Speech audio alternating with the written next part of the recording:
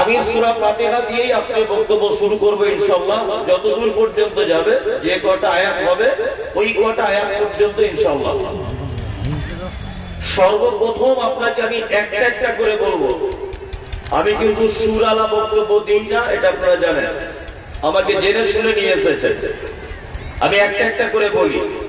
এক, পবিত্র আল কোরআনুল কারীমে যতগুলি সূরা আছে তার মধ্যে সর্বপ্রথম যে সূরাটি তার নাম ফাতিহা। ফাতিহা পবিত্র আল কোরআনের একটা আশ্চর্যজনক সূরা। এই সূরার বিকল্প আর কোন সূরা পবিত্র আল কোরআনে নেই। এই সূরাটি অনেকগুলি নামকরণ করা হয়েছে, তার মধ্যে একটি নাম হচ্ছে ফাতিহা। ফাতিহা শব্দের অর্থ হচ্ছে প্রারম্ভিকা, অর্থাৎ কোন জিনিস শুরু করার সময় তেলাওয়াত করা। দুই, এই সূরাটির আরেকটি নাম হচ্ছে সূরাতুশ শিফা, অর্থাৎ আরোগ্য। এই সূরা থেকে মানুষ আরোগ্য লাভ করবে, সুস্থ হবে। অসুখে পড়ে গেলে এই সূরা থেকে কেউ যদি পড়ে তার গায়ে ফুঁক দেয়, অবশ্যই সে ভালো হবে ইনশাআল্লাহ। তবে এটা আপনারা জেনেছেন যে সাহাবায়ে কেরামগণ সূরা ফাতিহা পড়ে সাপে কাটা রোগীকে ঝাড়ফুঁক করেছেন, তার বিষ নিচে নেমে গেছে। এগুলো শুনেছেন তো? শুনেছেন। এখন কোন মৌলভী সাহেবকে বলুন তো, সূরা ফাতিহাটা তেলাওয়াত করে একজনকে বিষাক্ত সাপে কামড়িয়েছে, তার বিষটাকে একটু নামিয়ে দেওয়ার জন্য হবে? হবে তো না, বরং আরো বিষ পিছনে গিয়ে বলুন, পিছনে গিয়ে হবে তো না, বরং বিষ মাথায় উঠে ও ছটফট ছটফট করে মারা যাবে। কারণ কি বলুন তো? কারণ একটা, সেই ফাতিহা আজও আছে, সেই মানুষগুলি আজ আর নাই। কি বললাম বুঝলেন? সেই মানুষগুলি আজ আর নাই। নাম্বার দুই, এই সূরাটির নাম হচ্ছে উম্মুল কিতাব, অর্থাৎ পবিত্র আল কিতাবের আল কোরআনের মা। আরবিতে মাকে বলা হয় উম্মুল, বলা হয় না? বলা হয়। কাবাকে বলা হয় উম্মুল কুরা, অর্থাৎ গ্রাম সমূহের কি সেন্টার। শব্দের অর্থ হচ্ছে কেন্দ্রবিন্দু, সেন্টার। আরবিতে মাকে উম্মুল বলা হয় কেন? দেখুন, আমি জন্মগ্রহণ করেছি, আমার একটা বেটি, আমার একটা বেটা। যদি আমার বেটি বেটা থেকে ধরা হয় পিছনে হতে হতে, তাহলে দেখা যাবে আমার পরিবারের মেন সেন্টার হচ্ছে আমার মা। মা। তার মানে বোঝা যাচ্ছে যে গোটা কোরআন মাজিদ একদম সূরা নাস থেকে নিয়ে সূরা বাকারা পর্যন্ত টোটালি যা কিছু আল্লাহ সুবহানাহু ওয়া তাআলা দিয়েছেন, সব কিছুই মূল কথাটা সূরা ফাতিহার ভিতরে আল্লাহ সুবহানাহু ওয়া তাআলা লিপিবদ্ধ করে দিয়েছেন। নাম্বার 2, পবিত্র আল কোরআনে ছোট্ট একটি সূরা আছে, তার নাম সূরা ইখলাস, অর্থাৎ কুল হুয়াল্লাহু আহাদ আল্লাহুস সামাদ লাম ইয়ালিদ ওয়া লাম ইউলাদ ওয়া লাম ইয়াকুল লাহু কুফুয়ান আহাদ। এই সূরাটি যদি কেউ 3 বার যদি তেলাওয়াত করে, 3 বার পরিপূর্ণ কোরআন মাজিদ তেলাওয়াত করলে যতটা নেকি পাওয়া যাবে, ততটা নেকি তার আমলনামাতে দিয়ে দেওয়া হবে। এত গুরুত্বপূর্ণ একটি সূরাকে কোরআনের প্রথমে আনা হলো না, অথচ ফাতিহাকে প্রথমে আনা হলো। কারণ কি? কারণ হচ্ছে এই যে সূরা ইখলাসের ভিতরে শুধুমাত্র আল্লাহ সুবহানাহু ওয়া তাআলার পরিচয়, অর্থাৎ তাওহীদ, তাওহীদ ছাড়া দ্বিতীয় অন্য কোনো আলোচনা নেই। কিন্তু ফাতিহা এমন একটি সূরা যে সূরার ভিতরে সমস্ত বিষয়ে আলোচনা আপনি এই সূরার ভিতরে পেয়ে যাবেন। এই জন্য এই সূরার নামকরণ করা হয়েছে উম্মুল কিতাব। আর একটা পয়েন্ট আপনাকে বলে রাখছি, জিজ্ঞাসা করবো, চটপট করে উত্তরটা দেন। আপনারা জানা থাকলে বলবেন। আমি নামাজে দাঁড়ালাম, আল্লাহু আকবার, ফাতিহা পড়া শেষ, আমি তেলাওয়াত করছি কি লাইসাল বিররা আন তুওয়াল্লু ওয়াজহাকুম কিবালাল মাশরিকি ওয়াল মাগরিব ওয়ালাকিন্নাল বিররা মান আমানা বিল্লাহি ওয়াল ইয়াউমিল আখির। তেলাওয়াত করলাম, এটা সূরা বাকারার একটি আয়াত। আচ্ছা বলুন তো, আমি যদি সূরা বাকারার কোন আয়াত মাঝখান থেকে যদি তেলাওয়াত করি, আমার নামাজ হবে কি হবে না? হ্যাঁ, আপনারা আমার ভাষা বুঝতে পারছেন না? বলছি হবে কি হবে না? হবে, তাই না? তার মানে এক কথাতে বোঝা যায় যে কোরআনের যে কোনো জায়গা থেকে আপনার সুবিধা আপনি তেলাওয়াত করতে পারেন, নামাজ হয়ে যাবে, কোনো সমস্যা নেই। তবে যদি কেউ নামাজে দাঁড়ায় আল্লাহু আকবার ইহদিনাস সিরাতাল মুস্তাকিম সিরাতাল লাযীনা আন'আমতা আলাইহিম, চলবে চলবে। 7টি আয়াত 7 নিঃশ্বাসে আপনাকে পরিপূর্ণভাবে তেলাওয়াত করতে হবে। কি বললাম বুঝলেন? তাছাড়া সালাত অসম্পূর্ণ। আল্লাহর নবী কি বললেন? নবীজি বলছেন লা সালাতা লিমান লাম ইয়াকরা বিফাতিহাতিল কিতাব, কোন সালাত হবে না সূরা ফাতিহা ছাড়া।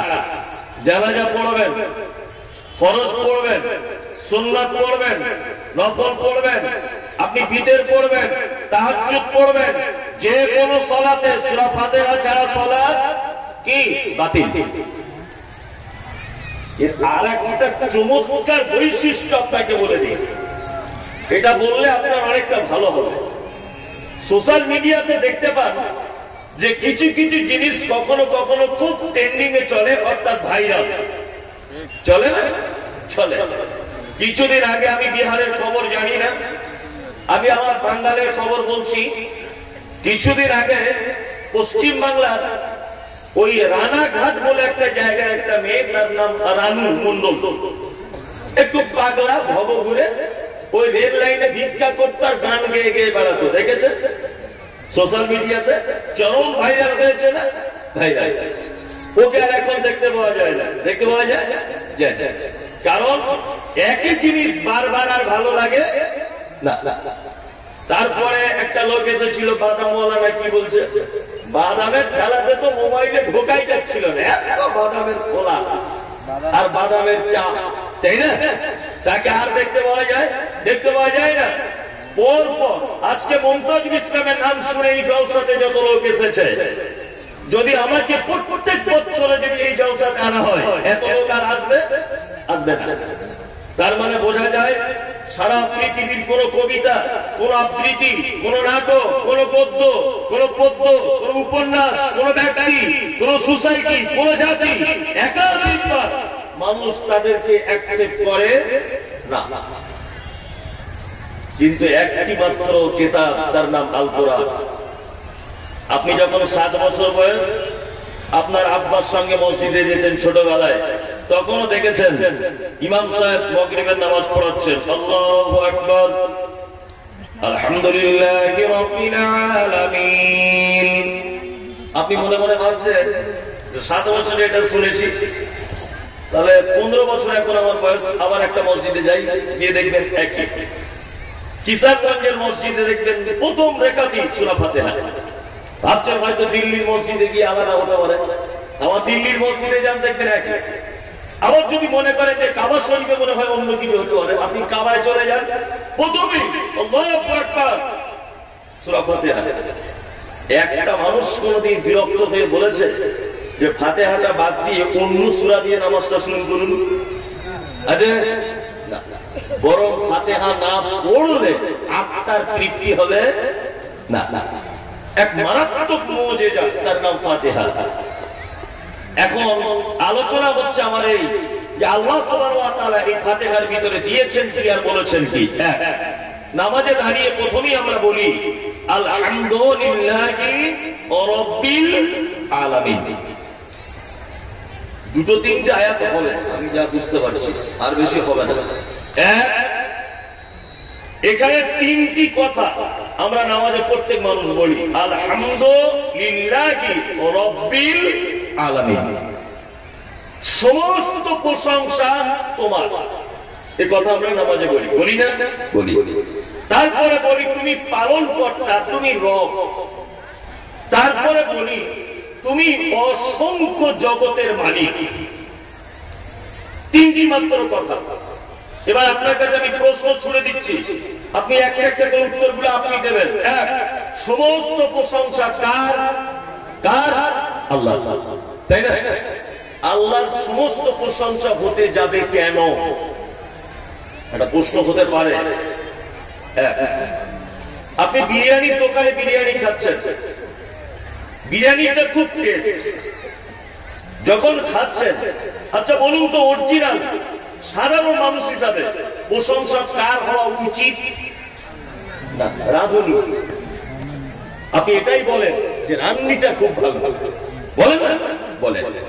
এটা একটা কাঠের ফার্নিচার, এটা খুব ভালো ডিজাইন দিয়ে তৈরি করা হয়েছে, খুব ভালো। আচ্ছা বলুন এই ফার্নিচারটি দেখে অরিজিনাল প্রশংসা পাওয়ার ক্ষমতা রাখে কে? যে বানিয়েছেন, মালিক, অর্থাৎ মিস্ত্রি। খুব সুন্দর একটা ইমারত, একটা বিল্ডিং। এই বিল্ডিংটা খুব নিখুঁত ভাবে তৈরি করা হয়েছে, ডিজাইন গুলো খুব সুন্দর, স্বচ্ছ। এই বিল্ডিংটা দেখে প্রশংসা কিন্তু একজন মিস্ত্রিরই হওয়ার দরকার। দরকার নয়? দরকার। কিন্তু আল্লাহ সুবহানাহু ওয়া তাআলা ভাষা ব্যবহার করছেন আলহামদুলিল্লাহ। পৃথিবীতে যাবতীয় প্রশংসা কার? আল্লাহ। এবার আপনাকে আর একটা কথা বলি, বাজারে দুটি শব্দ ব্যবহার হয়।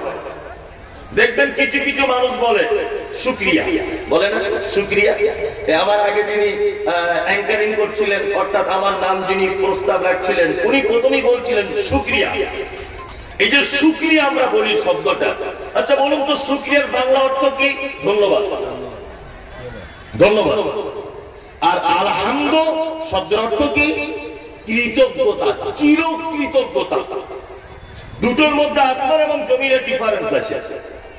আল্লাহ সুবহানাহু ওয়া তাআলা শুকরান শব্দ দিয়ে শুরু না করে আলহামদু দিয়ে শুরু করলেন কেন? এর ভিতরে একটা লজিক আছে, এগুলো জ্ঞানী মানুষ ছাড়া বুঝতে পারবে না।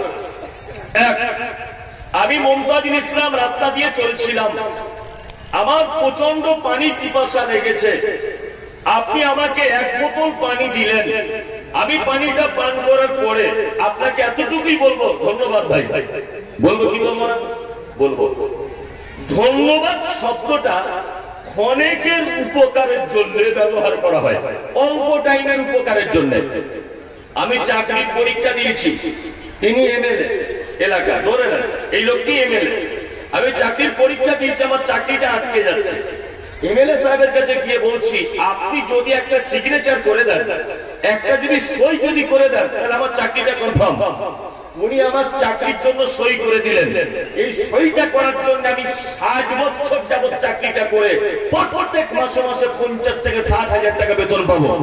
বলুন তো এই লোকটাকে আমি ধন্যবাদ জানাবো না এই লোকটাকে আমি কৃতজ্ঞতা জানাবো? কোনটা? কৃতজ্ঞতা। কৃতজ্ঞতা। লং টাইমে যিনি উপকার করেন ওনার জন্য জানাতে হয় কৃতজ্ঞতা, আর শর্ট টাইমে যিনি সহযোগিতা করেন ওনার জন্য আমরা বলি ধন্যবাদ, তাই না? এবার আপনাকে বলছি, আপনার জন্ম থেকে নিয়ে মৃত্যু পর্যন্ত আপনার টোটাল বিষয়ে সহযোগিতা করেন কে? আল্লাহ। এই জন্য এখানে আলহামদু শব্দটা ব্যবহার করা হয়েছে। নাম্বার 2, সমস্ত প্রশংসা হবে আল্লাহর কেন? একটা একটা করে জানো। এক, আমি হলাম একটা কাঠের মিস্ত্রি, আমি হাত দিয়ে আমি যন্ত্র দিয়ে একটা খাট বানালাম, প্রশংসাটা যদি হবার হয় তাহলে আমি মিস্ত্রি, আমার করা লাগবে। কিন্তু আল্লাহ শব্দ ব্যবহার করে দিয়ে বলছে আলহামদুলিল্লাহ, যাবতীয় প্রশংসা আমার। বান্দা শোনো, তুমি যে কাঠ দিয়ে ফার্নিচার বানিয়েছো, সারা পৃথিবীর কোন মেশিনে এই কাঠ তৈরি করা যায় না। এটা গাছ থেকে হয়। গাছের মালিক কে? না আল্লাহ। মিস্ত্রি ঘর বানিয়েছে, কি দিয়ে বানিয়েছে? ইট দিয়ে বানিয়েছে। ইট কি থেকে হয়? মাটি থেকে হয়। মাটি কার দান? আল্লাহর দান। আপনি 1 কোটি টাকা দিয়ে একটা গাড়ি কিনেছেন BMW, আপনি গাড়িটা কিনেছেন আপনার টাকা দিয়ে, আপনি পেট্রোল ভরেছেন আপনার টাকা দিয়ে, আপনি ড্রাইভার রেখেছেন বেতন দিয়ে, আপনি যে রাস্তা দিয়ে চলেন তার ট্যাক্স দিয়েছেন সরকারকে, সব কিছুই আপনার। তারপরেও প্রশংসা আল্লাহর করা লাগবে। আল্লাহ বলছে বান্দারে, তুমি যে পেট্রোলটা ভরেছ তোমার গাড়িতে, 1 কোটি টাকা দামের গাড়িতে, এই পেট্রোলটা পৃথিবীর কোন মেশিনে তৈরি করা হয় না। এই পেট্রোলটা আমি আল্লাহ, তুমি দামি গাড়ি চাপতে বলে মাটির তলাতে আমি রেখে দিয়েছিলাম। তোমার বুদ্ধি দিয়ে তুমি মেশিনের মারফতে তুমি তেলটাকে বার করে তোমার গাড়ির ভিতরে তুমি ভরে তোমার গাড়িটা তুমি চলছো। এক কথায় বোঝা যায় সারা পৃথিবীর যা কিছু আমরা দেখি আর প্রশংসা আদায় করি, প্রশংসা একমাত্র আল্লাহর হবে। তার কারণ হলো এই, প্রতিটা জিনিসের শেষের পর্যন্ত যদি আপনি পৌঁছে যান, আল্লাহ ছাড়া আর কাউকে খুঁজে পাওয়া যাবে না। আল্লাহ ছাড়া কাউকে খুঁজে পাওয়া যাবে। আমি কাঠ দিয়ে ফার্নিচার বানিয়েছি, কাঠ কাঠ আল্লাহ দিয়েছে। গাছ তৈরি করেছেন কে? আল্লাহ। জি, তাহলে সমস্ত প্রশংসা কার হলো? আল্লাহ। তারপরে একটা শব্দ ব্যবহার করি, রব। কি রব? রব মানে বলুন, ভুল ত্রুটি যাবে, আমি তো আপনাকে মারবো না। রব মানে আল্লাহ। রব মানে আল্লাহ, আল্লাহ মানে আল্লাহ। এই তো রব মানে পালনেওয়ালা। আসলে উনি একটু জানেন তো, এই জন্য বলে দিলেন। যাই হোক, রব মানে পালনেওয়ালা, এটা একদমই ঠিক। তো আমি আপনাকে একটা ব্যাখ্যা করে শোনাচ্ছি, ভালো করে বোঝার চেষ্টা করেন। আচ্ছা, আল্লাহর নাম কটা? 99টা। ভুল বলেছেন। আর কেউ জানা আছে কেন? না, আল্লাহর নাম একটা, তার নাম আল্লাহ। আমি মুমতাজুল ইসলাম, এটা আমার নাম। বোঝার চেষ্টা করে। আমি বক্তা। আচ্ছা বলুন, আমি যে বক্তা, এই বক্তা আমার নাম না এটা আমার গুণ? এটা আমার গুণ। হিমসাগর, নাম শুনেছ? হিমসাগর বলে তো, হিমসাগর আম খুব মিষ্টি। হিমসাগর এটা একটা আম, খুব মিষ্টি। ওটা কি তার নাম? গুণ। আল্লাহর নাম আল্লাহ। আল্লাহর নাম আল্লাহ। আর রহমান, তিনি হলেন দয়ালু।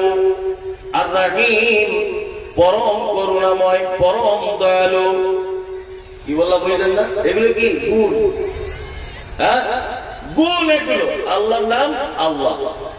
এবার আপনাকে আবার জিজ্ঞেস করছি, ইয়া রহমান, ইয়া রহিম, ইয়া মালিক, ইয়া কুদ্দুস, ইয়া সালাম, ইয়া মুমিন, ইয়া মুহাইমিন, ইয়া আজিজ, ইয়া গফফার, ইয়া ওয়াহাব, ইয়া সাত্তার, ইয়া মুহাইমিন। এই যে নাম আছে 99টা, এর ভিতরে রব আছে? কেউ বলতে পারবে? রব নাই, রব নাই। তার মানে 99টার বাইরে, তাই তো? ইয়া রব তো আছে নাই, তাহলে 99টার এক্সট্রা এটা। এবার আপনাকে বলছি, আল্লাহর নাম হচ্ছে রব। এই রব আবার এমন একটা নাম যে টোটাল যত নাম আছে, আল্লাহ, রহমান, রহিম, খালেক, মালিক, সত্তার, ওয়াহাব, কাহার, যত আছে সমস্ত নাম রবের ভিতরে লুকিয়ে রাখা আছে, সব রবের ভিতরে আছে। আচ্ছা, এবার আপনাকে একটা কথা বলছি। ও রব কেমন শব্দ দেখুন। যখন আদম আলাইহিস সালামকে তৈরি করা হয়েছে, আদম আলাইহিস সালাম, তখন আল্লাহ কি বলছে? আলাস্তু বিরব্বিকুম, আমি কি তোমাদের প্রভু নয়? আমি কি তোমাদের রব নয়? এটা বলেছিল কি বলেনি? বলেছিল বলেছিল।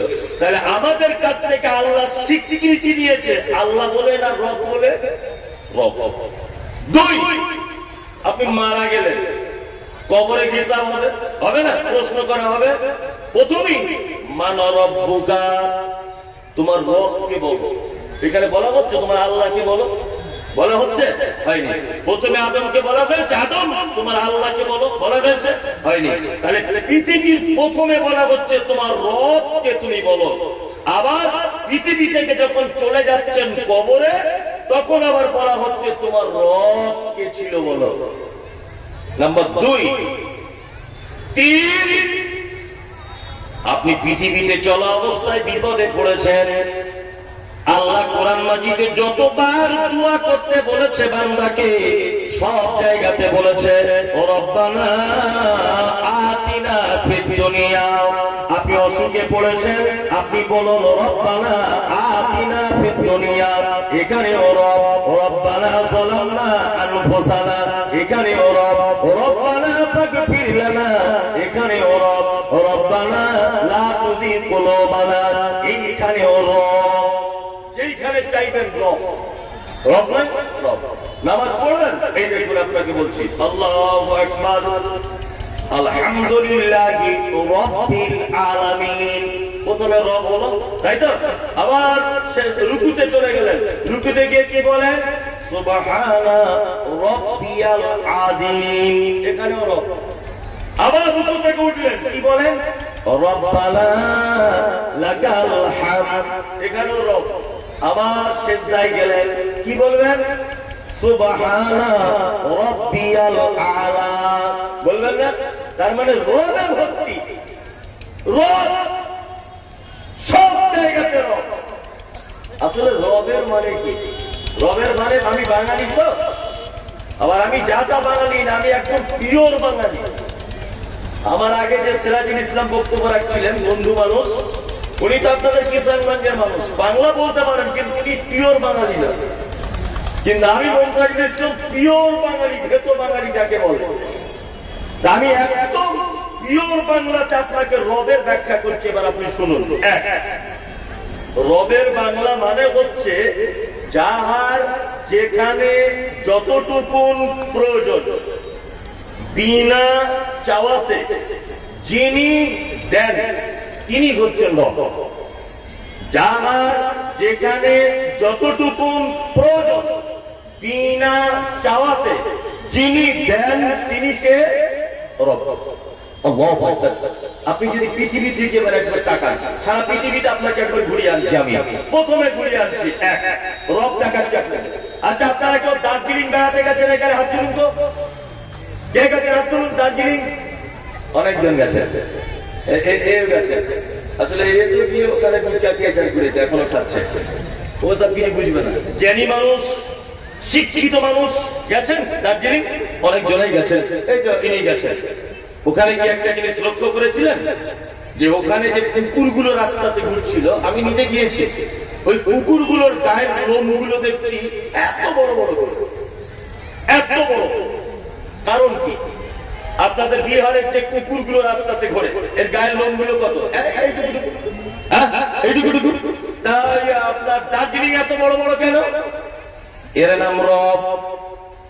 আল্লাহ বলছে আমি জানি যে কুকুরটা কিষানগঞ্জ এলাকায় তৈরি করেছি, এখানে না গরম না ঠান্ডা, এখানে এমন গরম পড়ে না যে মানুষ হার্ট অ্যাটাক করে মারা যায়, আবার এমন ঠান্ডা পড়ে না যে চারিদিকে ঘর বাড়ি বরফ দিয়ে জমে যায়।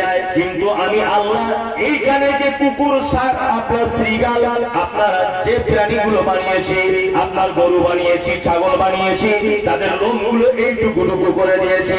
যদি বেশি করে দিই তারা গরমে মারা যাবে, তাদের থাকার ব্যবস্থা নাই। কিন্তু আমি আল্লাহ, আমার নাম হলো রব।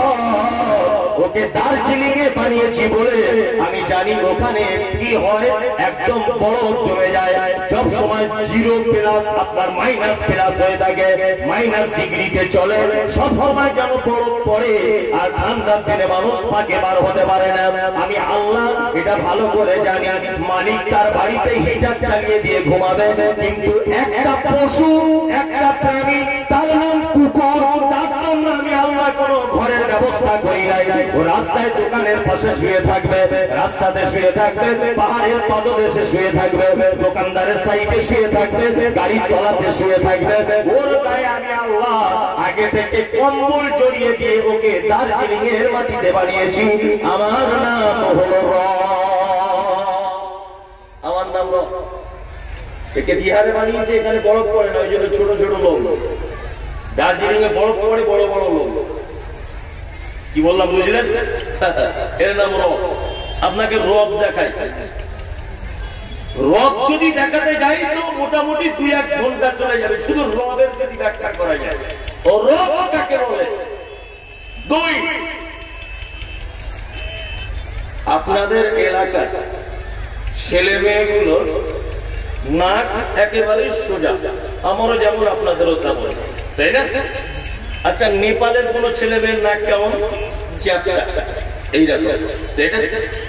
আপনাদের এলাকায় কোন মেয়ের নাক যদি এইরকম হয়, আর আপনি যদি আপনার ভালো ছেলের জন্য ওই মেয়েটাকে বৌমা হিসাবে দেখতে যান, আচ্ছা বলুন তো পছন্দ হবে? হবে। 2, নাইজেরিয়ানের প্লেয়ারদের দেখেছেন? ফুটবল খেলে যারা নাইজেরিয়ান, ওদের চুলগুলো দেখবেন পাখির বাসার মতো, একদম সেই গুটিয়ে গুটিয়ে গুটিয়ে গুটিয়ে আছে, তাই না? আর একটাও কালো লোক নাই, পরিষ্কার লোক নাই, সব কালো কুচকুচ কুচকুচ কুচকুচ করছে, সেই লম্বা। তা আপনার বেটির জন্য একটা ছেলে দেখতে গিয়ে দেখছেন ছেলেটার মাথার চুল নাইজেরিয়ানদের মতো, আর ওই রকম নাক মোটা, ঠোঁটটা মোটা, আর এইরকম চেহারা সেই রকম লম্বা। আপনি আপনার সুন্দরী মেয়ের জন্য পছন্দ করবেন ছেলেটাকে? না। আল্লাহ বলছে আমার নাম রব, ওকে নাইজেরিয়ানে বানিয়েছি সবাইকে একরকম করে। যাদেরকে নেপালে বানিয়েছি ওদের মেয়েদের ছেলেদের সবার নাকটা চ্যাপটা করে দিয়েছি যাতে বিয়ে শাদীতে অসুবিধা না হয়। কিন্তু তোকে বানিয়েছি বিহারে, তোকে বানিয়েছি ঝাড়খণ্ডে, তোকে পশ্চিম বাংলাতে বানিয়েছি। এইখানকার সব মানুষের মাথার চুল যেমন, তোর বেটার মাথার চুল তেমন। এখানকার সবার নাক যেমন, তোর নাক তেমন। তোর বেটার নাক নাইজেরিয়ানের মতো যদি করে দিতাম তাহলে কেউ বিয়ে করতো না। আমার আল্লাহ বলছে যেখানে যার যেমন ভাবে প্রয়োজন আমি আল্লাহ তেমন ভাবে সাজিয়ে দিয়েছি। আমার নাম হলো আমার নাম রবের ব্যাখ্যা দাঁড়িয়ে আর যাচ্ছি না। আর ছোট্ট একটা কথা বলে দিই, দুনিয়াবি কথা। আপনাদের এখানে বাড়ির মেয়েরা ওই হাঁসের মুরগির ডিম থেকে বাচ্চা বার করার জন্য মুরগির বাজির তলাতে ডিম দেয়, দেয় না? দেয়। অনেক সময় দেখতে পাওয়া যায় মেয়েরা আবার চালাকি করে হাঁসের ডিমও মুরগির বাজির তলাতে দেয়, দেয় না? মুরগির ডিমের বাচ্চা হয় 18 দিনে, আর হাঁসের ডিমের শুরু হয় ওই আপনার 21 দিন থেকে 28 দিন, এই দিন পর্যন্ত বাচ্চা হবে। ধরে নেন একই দিনে সব বাচ্চা ফুটেছে, 5টা হাঁসের 5টা মুরগি। মুরগি বাজুর তলা থেকে 10টা বাচ্চা বার হয়েছে, ডিম ফুটে 5টা হাঁসের 5টা মুরগি। জীবনে কোনদিন দেখেছেন যে হাঁসের বাচ্চাগুলো পানিতে নেমে যাচ্ছে বলে সাথে সাথে পেছনে হাঁটতে হাঁটতে মুরগির বাচ্চাগুলো নেমে যাচ্ছে পানিতে? দেখেছেন? দেখবেন না। কে বলে দিল ওদের যে তোরা পানিতে নাম আর তোরা ডাঙাতে চড়? এটা কে বললো? কে? কে? শুধু এই নয়, কোন হাঁসের বাচ্চা কোনদিন তার মাকে বলে মা প্রথমে একটা সুইমিং পুলে ভর্তি করে দাও, আগে ডুব করে সাঁতার কাটাটা শিখি, তারপরে আমাকে কোনো বড় পুকুরে নামিয়ে দিও, আমি তখন আস্তে আস্তে বেড়াতে পারবো। এরকম ব্যাপার আছে না? এর নাম রব। আল্লাহু আকবার। যার যেখানে যেভাবে যতটুকু প্রয়োজন দিয়ে দেন কে? আল্লাহ। তারপরে একটা আমরা শব্দ ব্যবহার করি কি? আলহামদুলিল্লাহি রাব্বিল আলামিন। অসংখ্য জগতের মালিক কে? আল্লাহ। কালকে যদি আমি একটা পেপারে যদি পড়ি যে মাটির তলাতেও কিছু মানুষকে খুঁজে পাওয়া গেছে, তারাও জলসা করে, তারাও চাঁদা তোলে, তারাও মসজিদের উন্নতি কল্পে জলসা করে, মাটির তলাতে মানুষ পাওয়া গেছে, এটা যদি আমি বলি, আচ্ছা বলুন তো আপনারা কেউ বিশ্বাস করবেন? সহজে করবেন? করবেন? যদি বিশ্বাস না করেন আপনার ঈমান চলে যাবে। আলাম 1 বছর, আলামিন বহু বছর। আল্লাহ তাআলা বলছেন অসংখ্য এইরকম জগতের মালিক আমি আল্লাহ। অবিশ্বাসের কিছু নেই। এটা আপনারা জানেন যে নাসার বিজ্ঞানীরা, বর্তমান নাসার বিজ্ঞানীরা তারা গবেষণা করে বার করেছে যে আকাশের উপরেও একটা স্তর পাওয়া গেছে, যে স্তরে মানুষ বসবাস করার উপযোগী, মানুষ বসবাস করতে পারে, কোনো সমস্যা নাই। আমি মনে মনে ভাবছিলাম যে নাসার বিজ্ঞানীরা প্রমাণ করলেই কি আর না করলেই কি, আল্লাহ সুবহানাহু ওয়া তাআলা আজ থেকে ১৫০০ বছর আগে নবী মুহাম্মদ সাল্লাল্লাহু আলাইহি ওয়াসাল্লামকে যে কোরআন মাজিদ দিয়েছিলেন, এই কোরআনে বলেই দিয়েছেন আল্লাযী খালাকাস সাবআ সামাওয়াতি তিবাকা। আল্লাহ বলছে আমি আসমানকে 1 তলা 2 তলা 3 তলা 5 তলা এরকম 7 তলা পর্যন্ত করে বানিয়েছি। আজকে নাসার বিজ্ঞানী এটা প্রমাণ করলেই কি আর না করলেই কি, আমরা মুসলিম অন্ধের মতো কোরআনের আয়াতের দিকে লক্ষ্য করে মানতে বাধ্য কি বাধ্য নয়? বাধ্য। একটা আয়াত হলো, তাও তো আলামিনের ব্যাখ্যা করছি না। 2 নম্বর আয়াত কি? আর রহমানির রাহিম। রহমান মানে দয়ালু, রহমান মানে দয়ালু, রাহিম মানে অতীব দয়ালু, বেসুমার, যার কোন দয়া শেষ নাই। তাহলে দুটো শব্দ আলাদা, একই যখন মানে পাশাপাশি আনা হলো কেন? আপনাকে বলছি, আপনারা আমার ভাষা বুঝতে পারছেন? অসুবিধা নেই।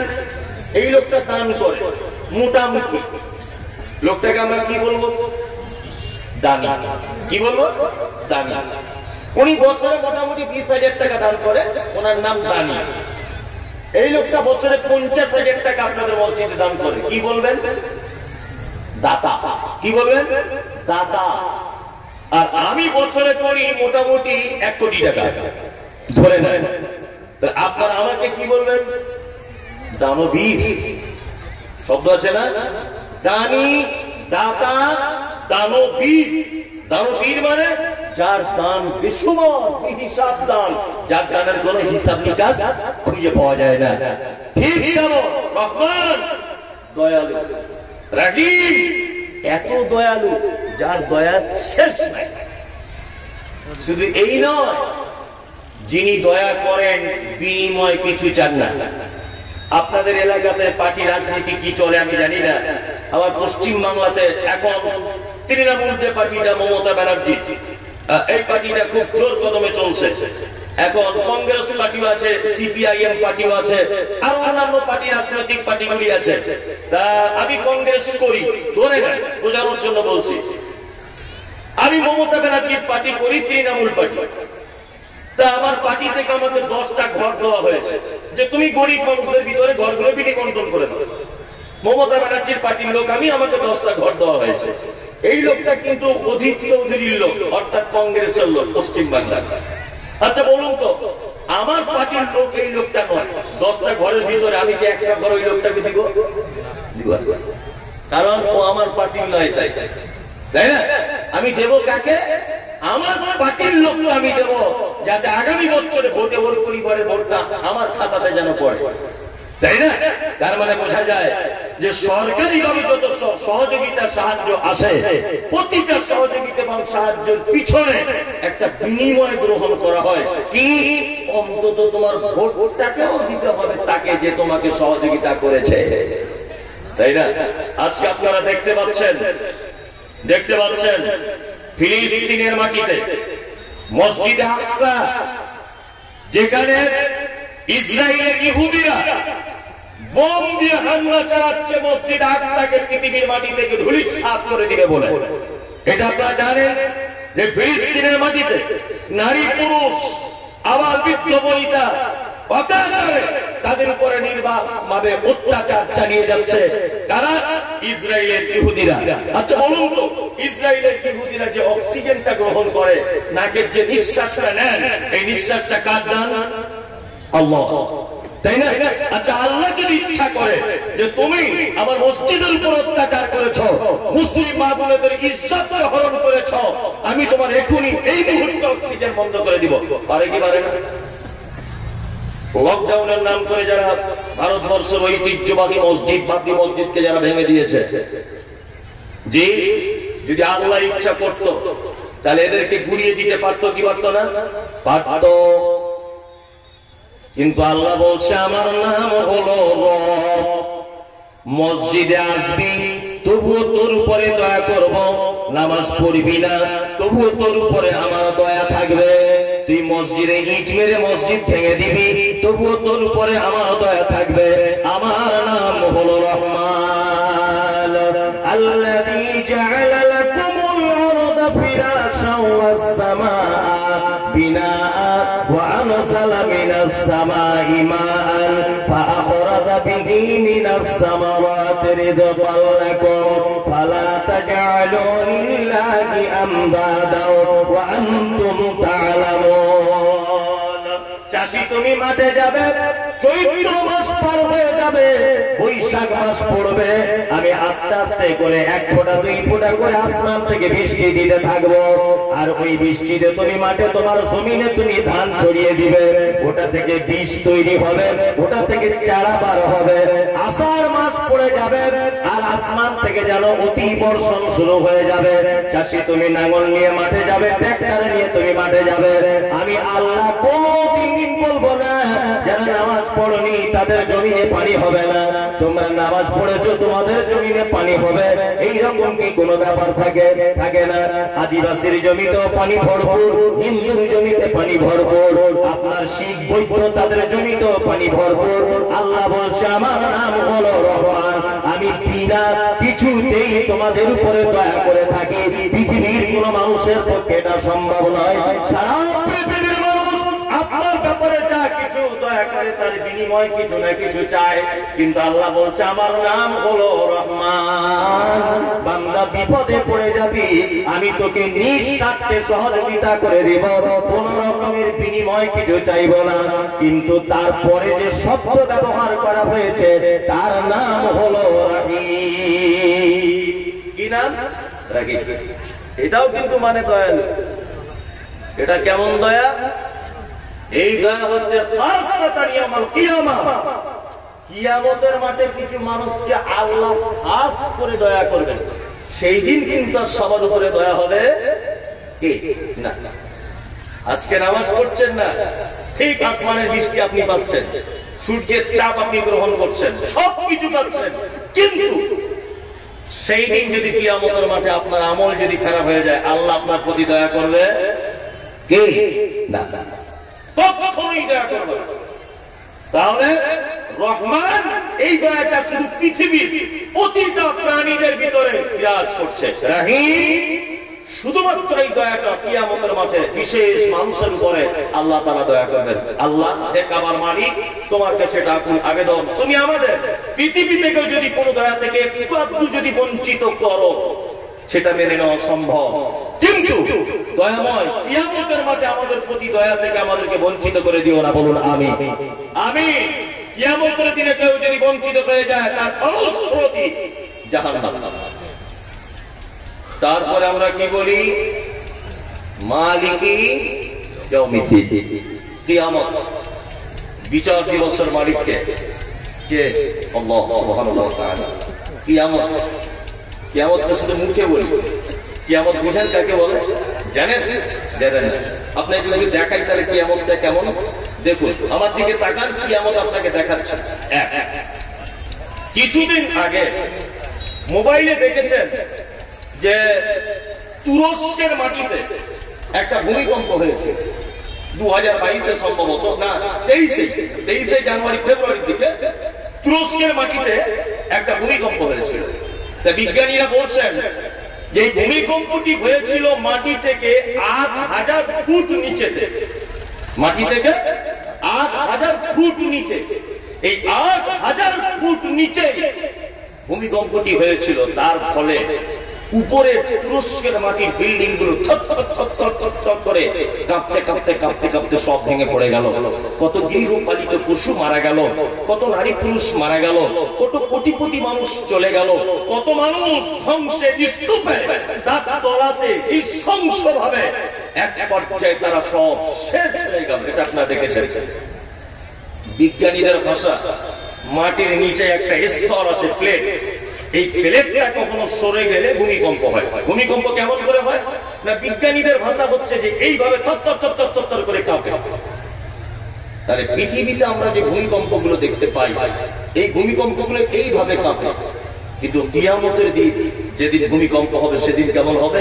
আল্লাহ বলছেন ইযা যুলজিলাতিল আরদু জিলজালাহা ওয়া আখরাজাতিল আরদু আসফালাহা।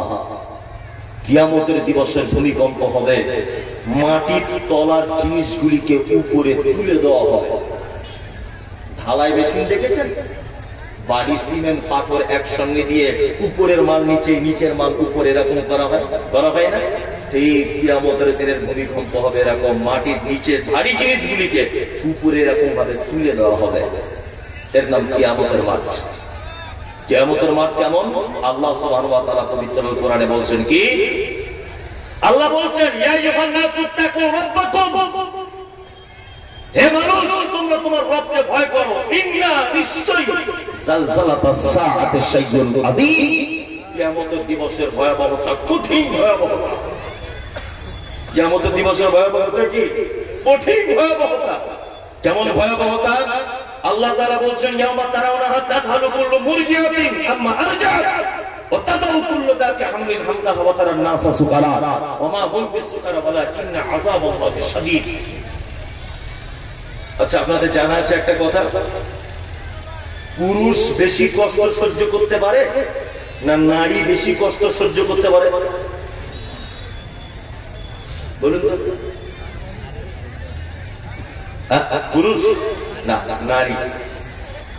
চিকিৎসা বিজ্ঞানীদের ভাষা হচ্ছে যে আমি যদি একটা পুরুষ মানুষকে এই বুকে একটা যদি ঘুষি মারি, এই লোকটাকে আমি বোঝানোর জন্য বলছি, একটা যদি ঘুষি এই লোকটাকে আমি মারি, তাহলে বলা হচ্ছে যে 50 ডিগ্রি সেলসিয়াস যদি এই ঘুষিটার ওজন হয়, তাহলে এই লোকটা বেঁচে যেতে পারে।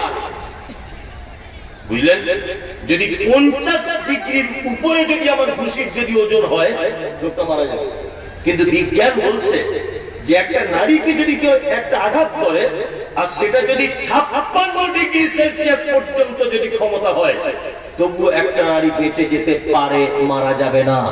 কিন্তু একটা পুরুষকে যদি আঘাত করা হয় 50 ডিগ্রি সেলসিয়াস পর্যন্ত, যখন তখন মারা যেতে পারে। তার মানে নারীর থেকে, পুরুষের থেকে একটা নারীর ক্ষমতা বিজ্ঞানীদের ভাষাতে 6 ডিগ্রি সেলসিয়াস বেশি। পৃথিবীতে বিজ্ঞানীদের ভাষা এটা যে মেয়েদের বাচ্চা হবার নরমালে, এখন তো সিজারের জামানা হয়েছে, নরমালে বাচ্চা হবার যে কষ্ট, এই কষ্টটা যদি কোন পুরুষ মানুষের হতো, তাহলে পুরুষ মানুষ হার্ট ফেল করে মারা যেত, যখন তখন মারা যেত। কি বললাম বুঝলেন? একটা মহিলার নরমালে বাচ্চা হবার যে কষ্ট, এটা যদি কোন পুরুষ মানুষের হতো, যখন তখন পুরুষ মারা যেত। কিন্তু এটা নারীর পক্ষে সম্ভব। আল্লাহ তাআলার ভাষা শুনুন, কিয়ামত আপনাকে দেখাচ্ছি। আল্লাহ বলছেন কিয়ামত তারাউনাহা তাযহালু কুল্লু মুরজিআতিন আম্মা আরজাআত ওয়া তাযাউ কুল্লু যাতি হামলিন হামলাহা ওয়া তারান নাসা সুকারা ওয়া মা হুম বিসুকারা ওয়ালাকিন্না আযাবাল্লাহি শাদীদ। একটা মেয়ে কিয়ামতের মাঠে দাঁড়িয়ে থাকবে, সূরা হজ আয়াত নম্বর 2। একটা মেয়ে কিয়ামতের মাঠে দাঁড়িয়ে থাকবে, বাচ্চা এমনিতেই তলার দিক দিয়ে পড়ে যাবে, মা বুঝতে পারবে না যে বাচ্চাটা কিভাবে হলো। 2, পৃথিবীর সব থেকে বেশি ভালোবাসার সম্পর্ক হচ্ছে পিতা মাতা, আপনার সন্তান আর মা, তাই না? সেদিন কিয়ামতের মাঠে একটা মায়ের পাশে একটা বাচ্চা ছেলে দুধের জন্য আত্মনাদ করবে যে আমাকে একটু দুধ দাও মা। মা সেদিন তার বাচ্চাকে দুধ পান করাতে ভুলে যাবে। এর নাম কিয়ামতের মাঠ। 3, মানুষগুলিকে দেখতে পাওয়া যাবে তারা সব মাতালের মতো করে ঘুরছে। আল্লাহ বলছেন ওমা হুম বিসুকারা, একজনও তারা কেউ মদ পান করেনি, ওয়ালাকিন্না আযাবাল্লাহি শাদীদ, শুধু আমার কঠিন আযাবের ভয়ে তারা কিয়ামতের মাঠে মাতালের মতো করে ঘুরছে। এর নাম কিয়ামতের মাঠ। এই দিনটার জন্য কিন্তু প্রস্তুত করুন, কিছু তৈরি করুন, খেলায় খেলায় কাটাবেন না। সমস্ত মানুষকে একটা নির্দিষ্ট টাইমে পৃথিবী ছেড়ে চলে যেতে হবে, এবং শুধু তো চলে গেলেই হতো, সমস্ত কিছু হিসাব আপনাকে পুঙ্খানুপুঙ্খ ভাবে আল্লাহ সুবহানাহু ওয়া তাআলার দরবারে পেশ করতে হবে। হবে কি হবে না? এক সপ্তাহ আগে আপনার স্ত্রী কি রান্না করেছিল ওটা আপনার মনে নেই? যদি আপনাকে এখন 2000 টাকা দেওয়া হয়, আর এই জলসায় মেলা বসেছে, আপনাকে যদি বলা হয় যে আপনি খরচা করুন, 2000 টাকাই খরচা করে দিলেন, এক মাস পরে যদি আমি জিজ্ঞাসা করি যে এই জলসার দিনে 2000 টাকা দিয়েছিলাম, কি কি তুমি খরচা করেছো বলো, আপনি হিসাব দিতে পারবেন না। অথচ আপনার 60 বছর একটা লং টাইম, 50 বছর একটা লং টাইম, লং সময়, এই লং টাইমের হিসাব আল্লাহ সুবহানাহু ওয়া তাআলার দরবারে আপনাকে বুঝিয়ে দিতে হবে। বিপদ নয় সেদিন, বিপদ। সেদিন মানুষ হবে 3 দলে বিভক্ত। এক, আসহাবুল ইয়ামিন, আল্লাহ সুবহানাহু ওয়া তাআলা ডান দিকে থাকবেন। 2, আসহাবুশ শিমাল, আল্লাহ সুবহানাহু ওয়া তাআলা বাম দিকে থাকবে। আর সূরা ওয়াকিয়াতে বলা হচ্ছে ওয়াসাবিকুন আস-সাবিকুন, আর একদম লোক থাকবে আল্লাহ সুবহানাহু ওয়া তাআলার সামনে। 2 দিকে থাকবে, ডান দিকে বাম দিকে কারা? আপনার মতো আমার মতো ফটিক, মুমতাজুল ইসলাম, শাইখুল, আশরাফুল, খলিল, জব্বার, কাহার, এরা সব থাকবে ডান দিকে আর বাম দিকে। সামনে কারা থাকবে? সামনে থাকবে নবীগণ, সাহাবীগণ, সিদ্দিকগণ, শুহাদাগণ, আবার আপনার সালিহিন, এরা সব থাকবে সামনে। 2টা দল সেদিন জান্নাতে যাবে। এক, আসহাবুল ইয়ামিন, ডান দিকের দল সেদিন জান্নাত চলে যাবে। ওয়াসাবিকুন আস-সাবিকুন, সামনের যারা মানুষগুলি থাকবে আল্লাহ সুবহানাহু ওয়া তাআলা তারা জান্নাত চলে যাবে। বিপদ হবে কারা? ওয়াসাহাবুশ শিমাল, যারা বাম দিকে থাকবে আল্লাহ সুবহানাহু ওয়া তাআলা তারা হবে সেদিন বিপদগ্রস্ত। তাদের ফলাফল জাহান্নাম, ফিনার জাহান্নাম খালিদিনা ফিহা, চিরস্থায়ী তারা থাকবে কোথায়? আল্লাহ সুবহানাহু ওয়া তাআলার জাহান্নামে। জাহান্নাম কেমন আপনাকে জাস্ট একটু আপনাকে ধারণা দিই। আল্লাহ তাআলা বলছেন নারুল্লাহিল মুকাদা, জাহান্নাম এটা আমার প্রজ্বলিত আগুন। আল্লাতী তাকতালিউ আলাল আফইদা, আগুনের এত তীব্রতা যে মানুষের অন্তঃকরণ পর্যন্ত পুড়িয়ে ছাই করে দেওয়া হবে। ইন্নাহা আলাইহিম মুসাদা, জাহান্নামে মানুষকে বেঁধে রাখা হবে। কি আমাদিন মুমাদ্দাদা, বাঁধা হবে কোথায়? আমাদিন, আগুনের তৈরি করা খাম্বাতে তাদেরকে ধরে ধরে বেঁধে রাখা হবে। ভাবতে পারছেন জাহান্নাম কেমন? এই ব্যাপারে আমার আলোচনা নয়। আল্লাহ সুবহানাহু ওয়া তাআলা বলছেন কি? মালিকি ইয়াউমিদ্দিন, কিয়ামতের দিবসের মালিক কে? কে? আল্লাহ। পৃথিবীর কোন পার্লামেন্টে, পৃথিবীর কোন জায়গাতে যদি আপনি ফেঁসে যান, যদি আপনি জজ কোর্টে মামলাতে ফেঁসে যান, আপনি প্রয়োজন হাইকোর্ট করতে পারবেন। হাইকোর্টে যদি আপনার বিপক্ষে যদি রায় আসে, আপনি চলে যাবেন সুপ্রিম কোর্ট পর্যন্ত। যেতে পারেন কি পারেন না?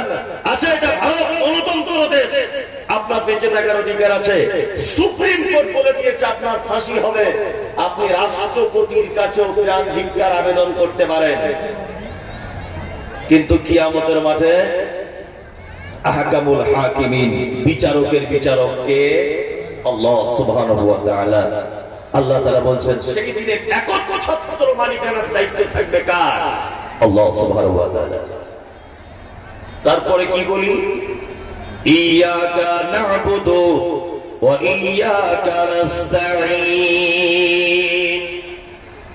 তারপরে আমরা বলি আল্লাহ তোমারই ইবাদত করি আর তোমারই কাছে সাহায্য চাই।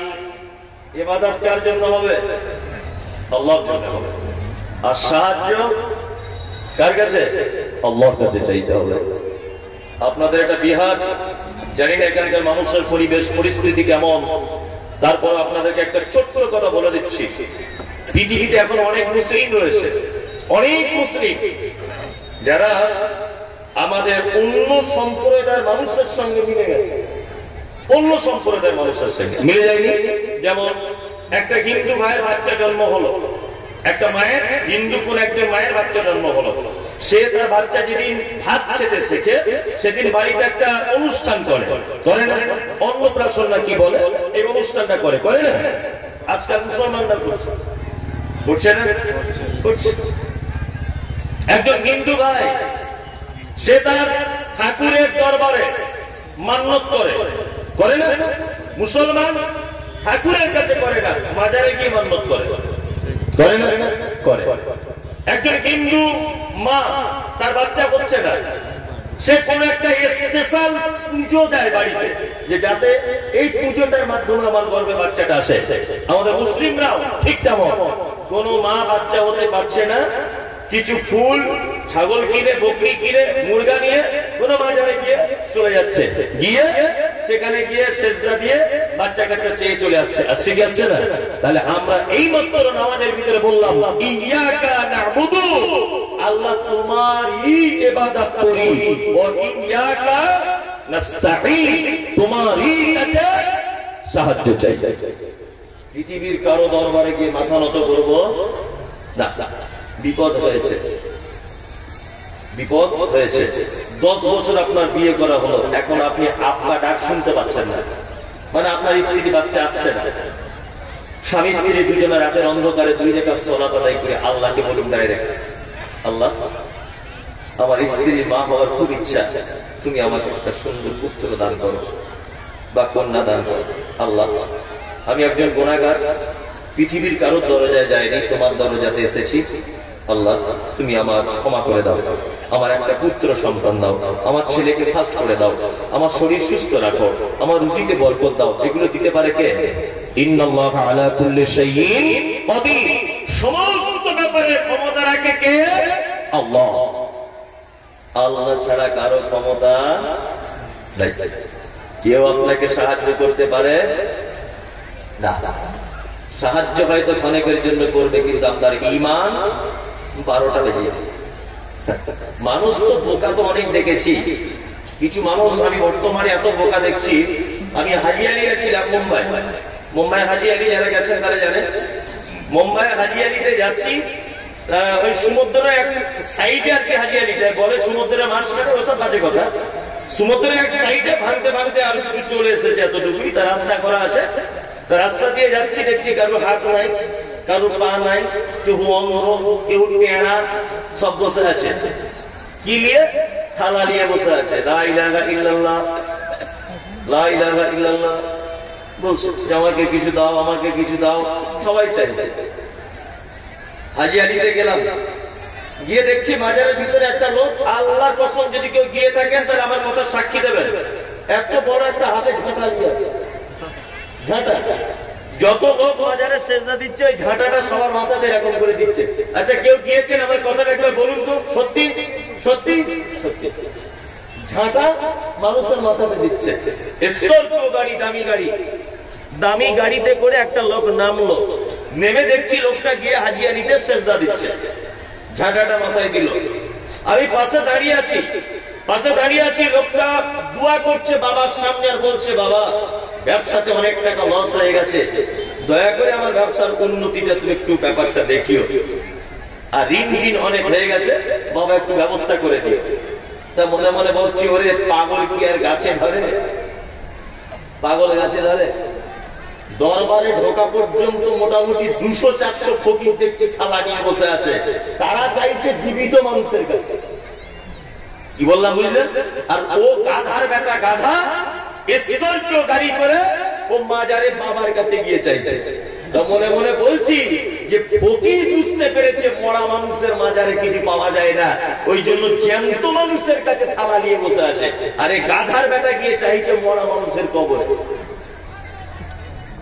কি বলছি বুঝতে পারছেন? আশ্চর্য ব্যাপার। এরকম মুসলমান আছে না নেই? আছে। আচ্ছা, আমাদের মুর্শিদাবাদের একটা কথা আপনাকে বলি, কথা একদমই বাস্তব। প্রোগ্রাম করে একদিন আসছি আমি, ওই তখন ফজরের সময় আমার গাড়ি ছিল না, আজ থেকে 10 বছর আগের কথা বলছি, সোশ্যাল মিডিয়া তো ছিল না। তা প্রোগ্রাম করে আসছি, একটা লোক আমাকে বলছে, হুজুর এখানে একটা জ্যান্ত পীর সাহেব আছে, দেখবেন। জ্যান্ত পীর মানে ব্যাপারটা বুঝলাম না। তা বলছে পীর তো সবসময় মরে থাকে কবরে, তা এখানে যেটা আছে জ্যান্ত, কথা কথা সব বলতে পারে। তা আমি তখন অত বুঝতাম না, আমার মনে একটা আশঙ্কা হলো যে তাহলে একবার দেখেই যাই জ্যান্ত পীর কেমন। ফজরের পরে সূর্য উঠবো উঠবো ভাব, খুব ঠান্ডাতে। তা আমি গিয়ে মেন গেটে দাঁড়িয়েছি মাজারে। তা দরওয়ান আমাকে জিজ্ঞাসা করছে বাড়ি কোথায়? বাড়ি কলকাতা, বারাসাত। তা বলছে কি ব্যাপার? আমি বললাম বাবার সাথে একটু দেখা করে। বাবা দেখছি ফজরের নামাজ নামাজ পড়ে একটা লাঠি নিয়ে ওই দূরের দিকে দাঁড়িয়ে আছে, একটা সেই রকম 12-14 হাত লম্বা পাগড়ি পড়ে ওই সাইডে দাঁড়িয়ে আছে। এখন আমি ছাত্র জীবন থেকে জুব্বা পড়ি, মাঝে সাঝে এমনি যেমন পড়ি, তো জুব্বা পড়েই আছি। তার জুব্বা পড়ে বাবার কাছে গিয়ে বলছি আসসালামু আলাইকুম। বাবা বলছে ওয়ালাইকুম আসসালাম। বাবা আমাকে বলছে কি চাই? আমি বলছি কি পাওয়া যায়? কি পাওয়া যায় বাবা? তা বলছে আমাদের দরবার থেকে কেউ কোনোদিন খালি হাতে ফেরত যায় না, যে যেটা ইচ্ছা করে সেটা পায়। আচ্ছা আচ্ছা আচ্ছা। সাইডে দেখলাম একটা বটের গাছ, বট গাছ বুঝেন? বট গাছ, বট গাছে দেখছি ছোট ছোট ইট ঝোলানো আছে, ইট ছোট ছোট, মোটামুটি হাজার হাজার হবে, লাল সুতো কালো সুতো দিয়ে ইট ঝোলানো। তো আমি গিয়ে বলছি বাবা এই ইট গুলোর ব্যাপার কি? তা বলছে যাদের বৌদের বাচ্চা কাচ্চা হয় না, তারা যদি এই বট গাছের ডালে যদি ইট যদি বেঁধে দেয় শুক্রবারে দিন এসে, তাহলে গাছের ডাল ইটের ভারীতে যত ঝুলবে ওর বইয়ের বেরিয়ে তো তত বাড়বে। আমি তখন বলছি শালা তাহলে বাচ্চা কাচ্চা আর অন্য কারোর কাছে নেই, সবই বট গাছই আছে। আমার মমতা ব্যানার্জিকে একবার বলতে হবে যে ডাক্তার পাতি সব বাদ দিয়ে, হসপিটাল বাদ দিয়ে বট গাছটা গিয়ে ভালো করে জুত করে কলকাতার কোন একটা মানে উদ্যানে এটাকে রেখে দেওয়া হবে বলে ভাবছি। লাস্টে বলছি বাবা সবকিছুই যখন পাওয়া যায় বাচ্চা কাচ্চা থেকে শুরু করে, আমার একটা সামান্য জিনিস যদি আপনি দিয়ে দিতেন খুব ভালো হতো। বলছে কি? আমি বললাম আমার এখন মোটামুটি মার্কেটে 15-16 লাখ টাকা ঋণ আছে, ঋণের জ্বালাতে বাড়িতে ঢুকতে পারছি না, যদি আপনি আমার এই অল্প টাকা দিয়ে দিতেন তাহলে আমি বাড়ি চলে যেতাম। তখন বলছে পোশাক পাওয়া যাবে না এখানে। দরওয়ানকে বলছে তখন বলছে আমাদের দলের না অন্য দলের, ভুল করে ঢুকিয়েছিস কেন? মানে ও বিহারের মেয়ে ছেলের বাচ্চা ওই বট গাছ থেকে দিয়ে দিতে পারছে সবকিছুই, আর আমার সামান্য 15 লাখ টাকা চেয়েছি, বলছে ওইটা হবে না। মানে ওর টাকা ঝাড়ার লেগে বসে আছে এখানে, চিটা। পৃথিবীর মানুষেরা এইরকম জায়গাতে যায় কি যায় না? অনেক মুসলমান যায়, অনেক মুসলমানকে দেখতে পাওয়া যায়। আপনাদের কাছে বিনীত অনুরোধ, আপনি প্রত্যেক নামাজের ভিতরে এটা বলেন ইয়াকা নাবুদু, আল্লাহ তোমারই ইবাদত করি, ওয়া ইয়াকা নাস্তাঈন, তোমারই কাছে সাহায্য চাই সমস্ত ব্যাপারে। খায়রিকি ওয়া শাররিকি মিনাল্লাহি তাআলা, ভালো মন্দ যা কিছু চাওয়া পাওয়া কার কাছে? আল্লাহর কাছে চাইতে হবে। ইহদিনাস সিরাতাল মুস্তাকিম। তারপরে কি বলি? আল্লাহ তুমি আমাদেরকে সহজ পথ দেখাও। সিরাতাল্লাযীনা আন'আমতা আলাইহিম, তাদের পথ তুমি আমাদেরকে দেখাও যাদেরকে তুমি পুরস্কারিত করেছো। গায়রিল মাগযুবি আলাইহিম, আর তাদের পথ তুমি আমাদেরকে দেখিও না যাদের উপরে তুমি রাগান্বিত, যাদের উপরে তুমি অখুশি, যারা পথভ্রষ্টতার সঙ্গে আছে। আল্লাহ তুমি তাদের পথ আমাদেরকে দেখিও না। সূরা ফাতিহায় বলি না ইহদিনাস সিরাতাল মুস্তাকিম, আল্লাহ তুমি আমাকে সহজ পথ দেখাও। কাদের পথ দেখাও? সিরাতাল্লাযীনা আন'আমতা আলাইহিম, যাদেরকে তুমি পুরস্কারিত করেছো। চলো, কাদেরকে পুরস্কারিত করেছে? আল্লাহ বলছেন আন'আমাল্লাহু আলাইহিম মিনান নাবিয়্যিনা ওয়াস-সিদ্দীকিনা ওয়াশ-শুহাদা'i ওয়াস-সালিহিন। 4টে লোককে পুরস্কার দেওয়া হয়েছে। 1 নবীগণ, 2 সাহাবীগণ, সিদ্দিক মানে সাহাবীগণ, 3 আল্লাহর রাস্তায় যারা শহীদ হয়েছে, 4 সালেহীনগণ যারা সৎকর্ম করেছে। আমি আপনাদের সামনে খুব একটা প্রাইজ প্রাপ্ত মানুষের ঘটনা আপনাদের সামনে বলবো সহিহ হাদিস থেকে। এটা বলবো না ছেড়ে দেবো বক্তব্য, বলি সহিহ হাদিস থেকে। প্রাইজ এমনি পাওয়া যায় না, প্রাইজ পেতে গেলে আমরা যে শুধুমাত্র দোয়া করি ইহদিনাস সিরাতাল মুস্তাকিম, আল্লাহ সহজ পথ দেখাও, বলুন তো দোয়া করলেই শুধু সহজ পথ পাওয়া যাবে না? সহজ পথ পেতে গেলে যারা প্রাইজ পেয়েছে তাদের মতো নিজেকে করতে হবে, তারা যেগুলো করেছে সেইগুলো করতে হবে। চলুন একটা মানুষের কথা আপনাকে শোনাই, প্রাইজ কেমন করে পাওয়া যায়। আল্লাহর নবী সাল্লাল্লাহু আলাইহি ওয়াসাল্লাম মিরাজের রাত্রিতে মিরাজে গেলেন। রাস্তাতে অনেক ঘটনা ঘটেছে, আমি ওইগুলো বলছি না। মিরাজের রাত্রিতে মিরাজে গেলেন, যাওয়ার পরে আল্লাহর নবী দেখতে পাচ্ছেন জান্নাতের ভিতরে একটা ছেলে টক টক টক টক করে হাঁটছে, যেমন বুট জুতো পড়লে পাকা রাস্তাতে আওয়াজ হয়, ঠিক তেমন জান্নাতের ভিতরে যেমন আওয়াজ হচ্ছে। আল্লাহর নবী জিবরিলকে জিজ্ঞাসা করছেন, জিবরিল লোকটি কে? যে আমি এখনো জান্নাত যেতে পারলাম না, এই লোকটি জান্নাত চলে গেল কে? তখন বলছেন আল্লাহ রাসূল, এটা হচ্ছে আপনার মসজিদের মুয়াজ্জিন, নাম হলো তার হযরতে বেলাল। আল্লাহু আকবার। আল্লাহ রাসূল ফিরে এলেন, ফজরের নামাজের পরে বসে আছেন। হযরতে বেলালকে ডেকে বলছেন, বেলাল রে এইদিকে একবার আমার দিকে এসো। হযরতে বেলাল এলেন, বিশ্ব নবী বলছেন, বেলাল আশ্চর্য ঘটনা ঘটেছে। ও বেলাল, একটা দৃশ্য মনে পড়ে গেল। আমি গতকাল রাতের বেলাতে জান্নাতের দিকে যেন ঘুরতে ঘুরতে তোমার পায়ের আওয়াজ শুনলাম। বেলাল সত্যি করে বলো দেখি, তাড়াতাড়ি করে বলো, জীবনে কি এমন ভালো কাজ করেছো? হযরতে বেলাল বলছেন, ইয়া রাসূলুল্লাহ, ভালো কাজ তেমন কিছু করতে পারিনি, তবে আমার জীবনে একটা ভালো কাজ রয়েছে।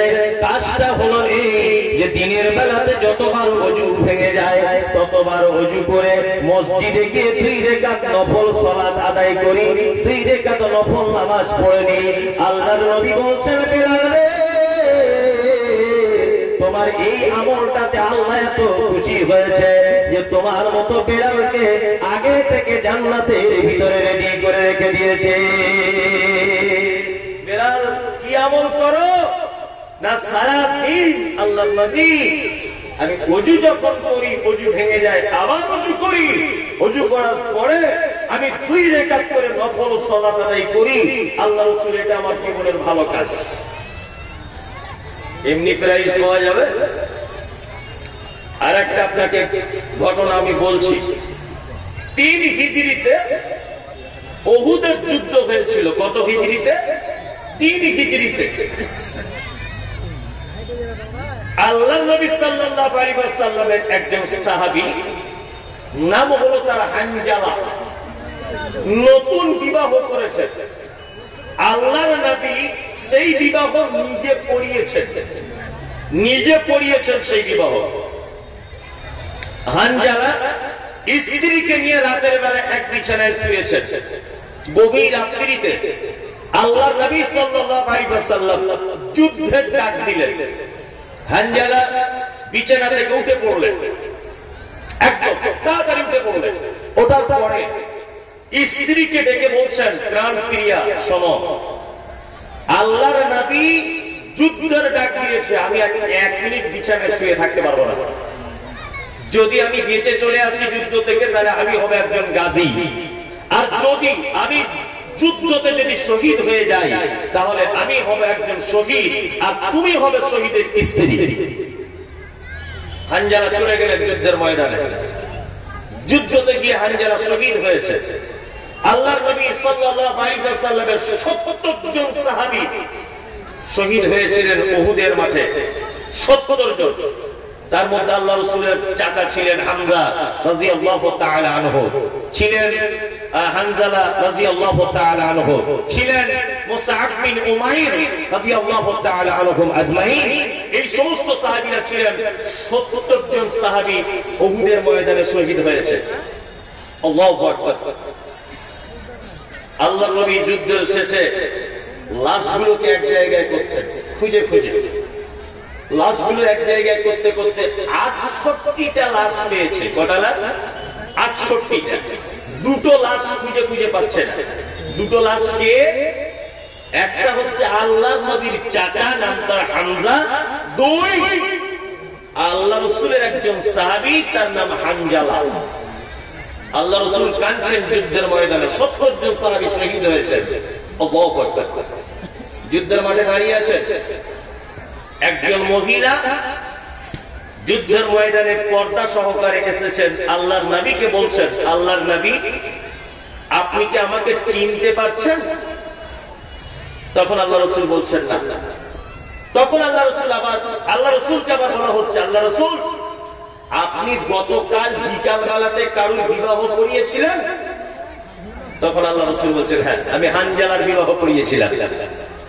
তখন মহিলাটি তার হাতটা পর্দা থেকে খুলে আল্লাহ রসুলের দিকে আগিয়ে দিয়ে বলছেন, আল্লাহ রসুল আপনি যে হানজালার বিবাহ করিয়েছিলেন, আমি সেই হানজালার নতুন স্ত্রী। এই দেখুন বিবাহের জন্য হাতে মেহেন্দি পড়েছি, এখনো মেহেন্দিটা শুকায়নি, কাঁচা রয়েছে। আল্লাহ রসুল এই কথা শুনে আরো কাঁদতে লাগলেন। আল্লাহ রসুল বলছেন, হানজালার স্ত্রী তোমার স্বামীকে যে খুঁজে পাওয়া যাচ্ছে না, কোথায় কে ফেলে দিয়েছে বুঝতেই পারছি না, সাহাবীরা খুঁজে পাচ্ছেন না। তখন মহিলা বলছেন, হে দয়ার নবী গো, আমি একজন নারী, নতুন বিবাহ করেছি, আর বিবাহ করিয়েছেন আপনি নিজে। শুধু এই নয়, আমরা স্বামী স্ত্রী দুইজনে এক বালিশে মাথা দিয়ে শুয়েছিলাম রাতের বেলা। আপনি জেহাদের ডাক দিয়েছেন, আর আমার স্বামী বিছানা ছেড়ে তাড়াতাড়ি করে উঠেছে। ও দয়াল নবী গো, আপনাকে আমি একটা কারণে একটা কথা বলতে এসেছি, সেটা হচ্ছে এই যে আপনি বলেছেন যুদ্ধের ময়দানে যারা শহীদ হয়ে যায় তাদেরকে ওই কাপড়ই তাদেরকে দাফন করা হয়, তাদেরকে গোসল করানো হয় না। দয়াল নবী গো, আপনার কাছে একটা আবেদন আমার, সেটা হলো এই যে দয়া করে আমার স্বামী হানজালা যদি শহীদ হয়ে যায়, তাহলে আপনাকে বলতে এসেছি, আমরা স্বামী স্ত্রী বিছানায় শোয়া অবস্থাতে স্বামী স্ত্রী মিলন করেছিলাম, আমার স্বামী হানজালা গোসল করতে ভুলে গিয়েছিল। ও দয়ার নবী গো, হানজালাকে দয়া করে একটু গোসল করিয়ে দিবেন। মহিলাটা একবারও বলছে না যে নবী আমার স্বামী কোথায়, কেমন আছে, শুধু বলতে এসেছে যে আমার স্বামীকে একটু আপনি দয়া করে গোসল করে পবিত্র করে দিবেন। এইটা বলতেছে। আল্লাহ রসুল কথা বলছেন মহিলাটির সাথে পর্দা থেকে। দুইজন সাহাবী একটা লাশ এইরকম কাঁধে করে নিয়ে ধরে আনছে। আল্লাহ রসুল দূর থেকে দেখতে পেলেন যে ওই লাশটার মাথার দিক দিয়ে পানি ঝরে ঝরে পড়ছে, পানি।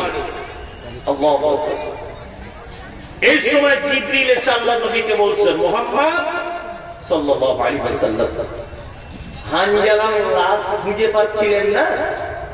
আসলে হানজালার লাশ চুরিও হয়নি, আর কোথাও পড়েও ছিল না। মানে হানজালার শহীদে আল্লাহ এত খুশি হয়েছে যে স্পেশাল ফেরেশতাদেরকে দিয়ে তার লাশটা আসমানের উপরে তুলে গোসল করিয়ে কাফন দিয়ে মিসকে আম্বারে সেন্ট লাগিয়ে ওই দেখুন আপনার সাহাবীরা বহে আনছে। আল্লাহু আকবার। কি বুঝলেন আপনি? এমনিতে জান্নাত পাওয়া যায় না, এমনিতে পুরস্কার পাওয়া যায় না, তাদের মতো কাজ করতে হয়। আজকে আপনার চরিত্র কি? জিহাদ তো দূরের কথা, মসজিদ আযান হচ্ছে, হাইয়া আলাস সালাহ, বাড়িতে বসে আছে, ফজর আযান হচ্ছে, মুয়াজ্জিন as-salatu খায়রুম মিনান নাওম, আপনি বাড়িতে শুয়ে আছেন, বিছানা ছাড়ছেন না। এটা আপনার চরিত্র।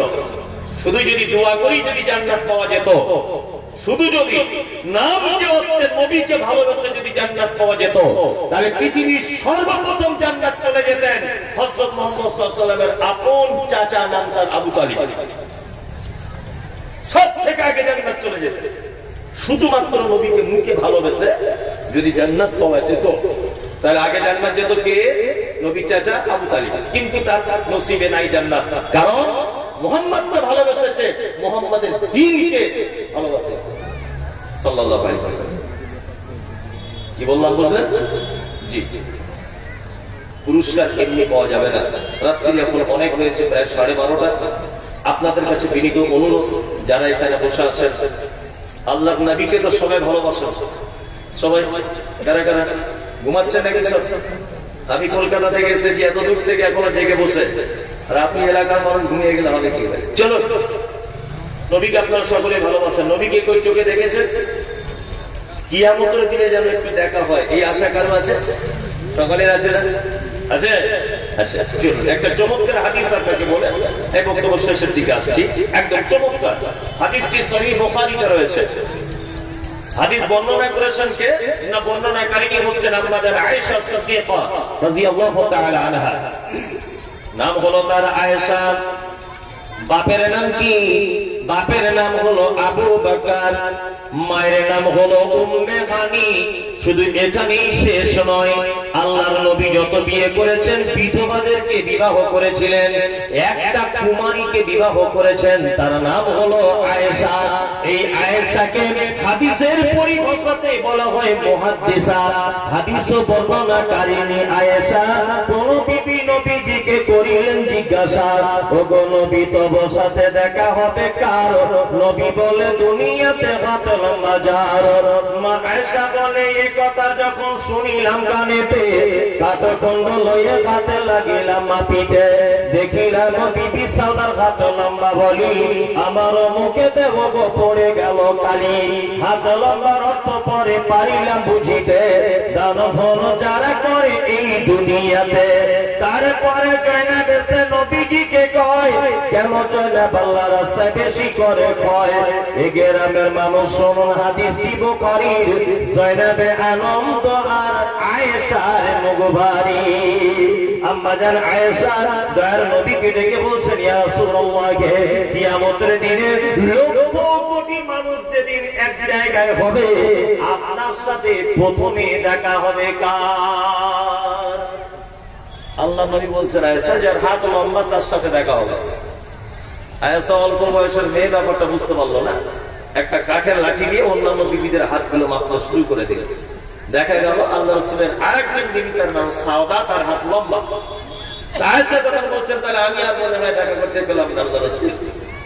আল্লাহ নবী বলছেন, আয়েশা ওই রকম হাত লম্বা নয়, যারা দানের ব্যাপারে হাত লম্বা করে থাকে, আমি মুহাম্মদ সাল্লাল্লাহু আলাইহি ওয়াসাল্লাম জান্নাতে কিয়ামতের মাঠে সর্বপ্রথম তার সাথে আমি দেখা করব।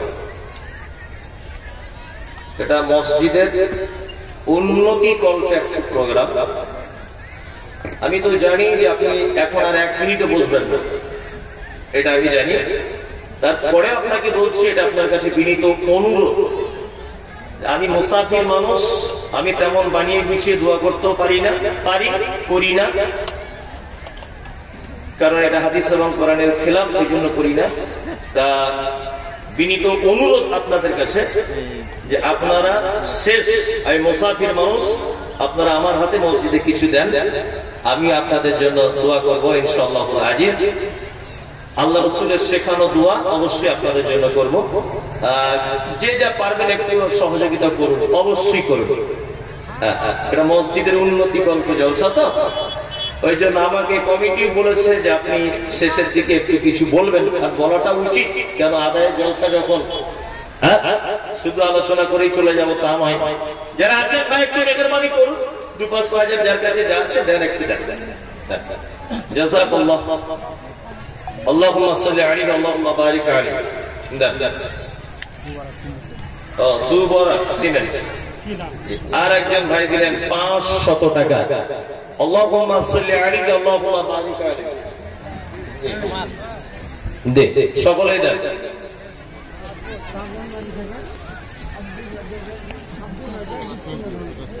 আব্দুর রাজ্জাক 20 কিলো ধান। সকলেই দেন ভাই, কেউ বাদ দেন না, সকলেই দেন। আর একজন ভাই দিলেন 1000 টাকা। আল্লাহুম্মা সাল্লি আলাইহি আল্লাহুম্মা বারিক আলাইহি। সকলেই দেন। আল্লাহর রাস্তে দেন। ধান এখানে এলাকার চাষিবাসী মানুষ, তাই তো? আপনারা ধানও দিবেন পারলে, অসুবিধা কিছু নেই। যার কাছে যা আছে তাই দেন। 1 মণ ধান দেন, আল্লাহর রাস্তে দেন। ভাই চাষি ভাইরা যারা আছেন 1 মণ ধান দেন, আল্লাহ আপনাদেরকে দিবে, মানে বরকত দিবে ইনশাআল্লাহ। ভুট্টা অনেক ভাই বলছে, ভুট্টা আপনারা দেন, আল্লাহর রাস্তে দেন। জি শুকরিয়া। এই নেন।